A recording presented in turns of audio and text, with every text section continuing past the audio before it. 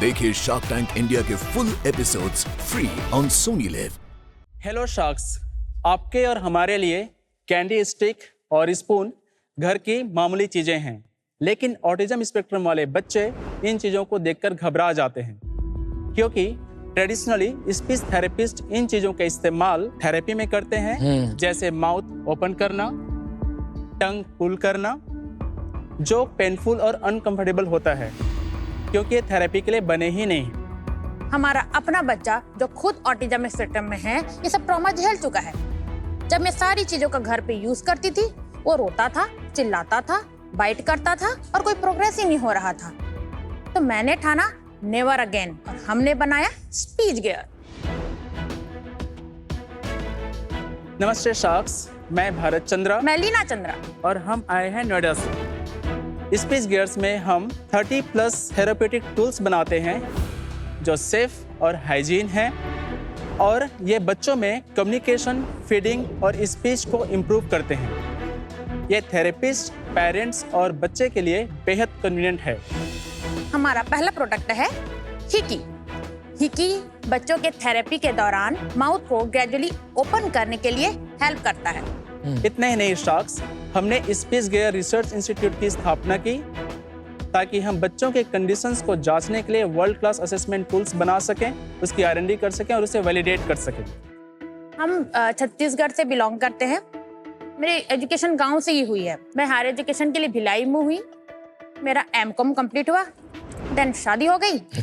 जब तक speech gear start नहीं हुआ, तब तक सिंपल हाउसवाइफ ही रही। मैं भी छत्तीसगढ़ के गांव को बिलोंग करता हूँ। मैं रायपुर से पंडित रविशंकर शुक्ल यूनिवर्सिटी से बीटेक कंप्लीट किया इलेक्ट्रॉनिक्स एंड टेलीकम्युनिकेशन में 2004 में। फिर मैं NTPC ज्वाइन किया 2006 में, और 2021 तक मैं NTPC में था। उसके बाद क्या हुआ? 2013 में हमारा बेटा पैदा हुआ। 2016 में उसे ऑटिज्म डायग्नोज हुआ और उसको स्पीच थेरेपी रिकमेंड की गई, तो मैंने ट्रांसफर लेकर नोएडा आया। जब मैं थेरेपी के लिए जाती थी, मेरा बेटा रोता था। एक्चुअली जैसे ही घुसते तो रोना शुरू कर देता था। उसके लिए पेनफुल था, एज अ मदर मेरे लिए तो बहुत ज़्यादा पेनफुल था। और मैं घर में जब यूज़ करती थी तो वो बच्चों के नीड पे 2 या 3 टाइम्स बोलते थे, पर मेरा एक ही बार नहीं हो रहा था। मैं इतनी फ्रस्ट्रेट हो गई थी कि मैं थेरेपी छोड़ दी थी। तो ये डिस्कस मैंने इनसे किया, इन्होंने फिर सोल्यूशन निकाला। क्या नाम है आपके लड़के का? लक्ष्य। अच्छा नाम है। अभी कैसे है? How is he doing now? बात कर रहा है, इमोशनली कनेक्टेड है। And school and everything? Hello, Josh. School जा My रहा है। name is Raja. My father name is Pat. My mother name is Nina. My brother name is Tofu. My company name is Speech Gears. Nice. Ah, well done.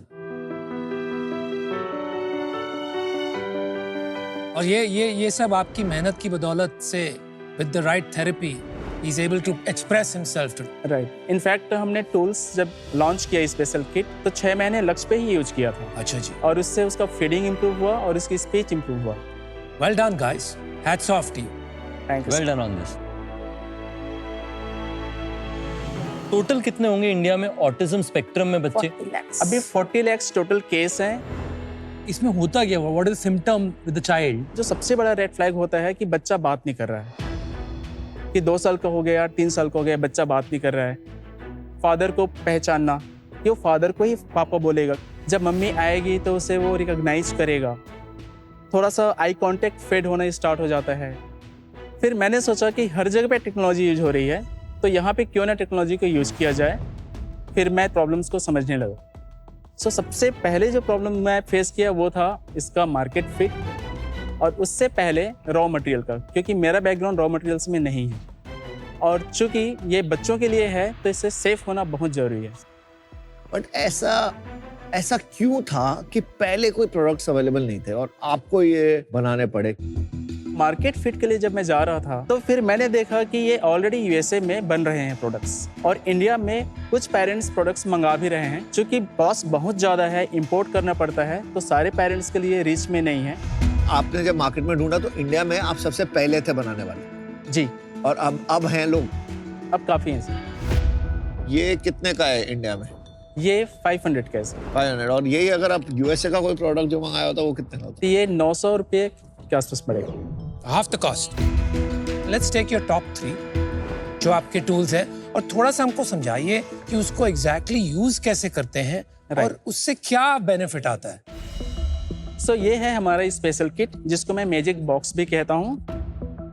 इसमें 2 variant हैं। The yellow one is a soft variant and red one is a hard variant. Yellow one को हम 2.5 साल से 4 साल के बच्चे के बीच में, एंड जो हार्ड वेरिएंट है that is a red one, ये बड़े बच्चों के लिए यूज करते हैं और एडल्ट्स के लिए भी यूज करते हैं। नॉर्मली पेरेंट्स हमेशा स्पीच को पॉइंट आउट करते हैं कि बच्चा बात नहीं कर रहा है, लेकिन उससे पहले फीडिंग भी अफेक्ट होता है। मसल मेमोरी बिल्ड नहीं हो पाती, ब्रेन ओरल मसल्स के साथ में कोऑर्डिनेट ही नहीं कर पाता। तो इससे कैसे सॉल्व होता है? सो जैसे बच्चे को बैटिंग सिखानी है, इसमें इस तरीके से इसको यूज करना है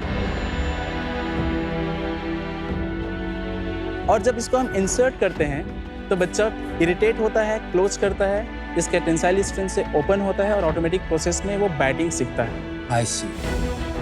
उसके बाद में हमारा सेकेंड टूल है ओरो ट्यूब। ओरो ट्यूब हमने च्यूइंग के लिए बनाया है। थेरेपिस्ट सिखाते हैं कि च्यू कैसे करना है। उसके बाद में हमारा जो हीरो प्रोडक्ट है दैट इज अ वीपेन। वीपेन एक स्टिमुलेशन डिवाइस है एंड इट्स वाइब्रेटिंग। यस। इसके 3 अटैचमेंट हैं। आप यूनिटिप को जो रेक्टेंगल शेप में है उसमें इसको अटैच कर सकते हैं इस तरीके से। ओके। बैक साइड में स्विच है। हाँ जी। स्विच को आप क्लॉकवाइज रोटेट करेंगे तो ये ऑन हो जाता है। राइट। स्टिमुलेशन को हम इनर चिक्स मसाज के लिए लाइक दिस, गम्स मसाज के लिए, ये यदि बच्चा हाइपर सेंसिटिव है या हाइपो सेंसिटिव है तो उसको एड्रेस करने के लिए किया जाता है। ये पेन जैसा।